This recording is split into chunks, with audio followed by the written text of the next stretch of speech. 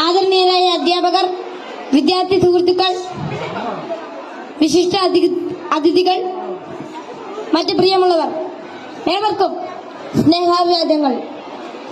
മാനവ ചരിത്രത്തിൽ ഇന്നുവരെ നേരിട്ടിട്ടുള്ള എല്ലാ ദുരന്തങ്ങളെക്കാളും ഭയാനകവും പ്രകൃതിശേഷിയേറിയതും നാശകരവും പ്രത്യാഘാതം ദീർഘകാലത്തേക്ക് നിലനിൽക്കുന്നതുമായ ഒരു മഹാവിപത്താണ് ലഹരിയുടെ ഉപയോഗം.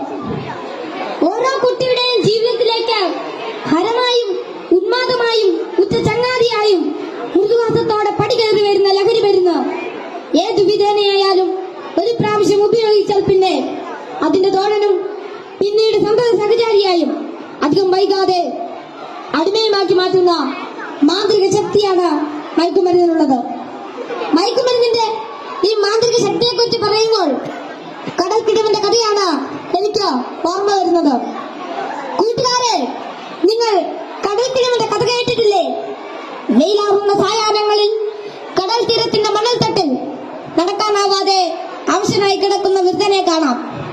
കരുത്തരായ യുവാക്കൾ ഒറ്റയ്ക്ക് ആരെങ്കിലും അടുത്തെത്തിയാൽ തന്നെ അല്പദൂരത്തേക്ക് മാറ്റിക്കിടത്താൻ ചെറുപുഞ്ചിരിയോടെ വിനയാജ്ഞനായി അപേക്ഷിക്കും. മനസ്സലിഞ്ഞ് സഹായിക്കാൻ തയ്യാറായാൽ എടുത്തു മാറ്റാൻ കിഴവൻ അനുവദിക്കുകയില്ല. തോളിൽ കയറ്റാൻ നിർബന്ധിക്കും. തോളിൽ കയറിയാൽ കിഴവന്റെ തനി സ്വഭാവം പുറത്തു വരും. തന്നെ വഹിച്ചവൻ കുഴഞ്ഞു വീണ് മരിക്കുന്നതുവരെ തോളിൽ തന്നെ ഇരിക്കും. നന്നേ ഭാരമുള്ള കിഴവനെ ചുമന്ന യുവാവ് മരിച്ചു എന്ന് ബോധ്യമായാൽ ഇറങ്ങി അല്പമകലെ മാറിക്കിടക്കും, അടുത്ത ഇരയെയും കാക്കാൻ. ഇതുപോലെയാണ് ലഹരിയുടെ ഉപയോഗവും. ഒരു പ്രാവശ്യം രുചിച്ചു നോക്കിയാൽ പിന്നെ രക്ഷപ്പെടൽ അസാധ്യം എന്നല്ല, എന്നാലും വലിയ പ്രയാസം തന്നെ.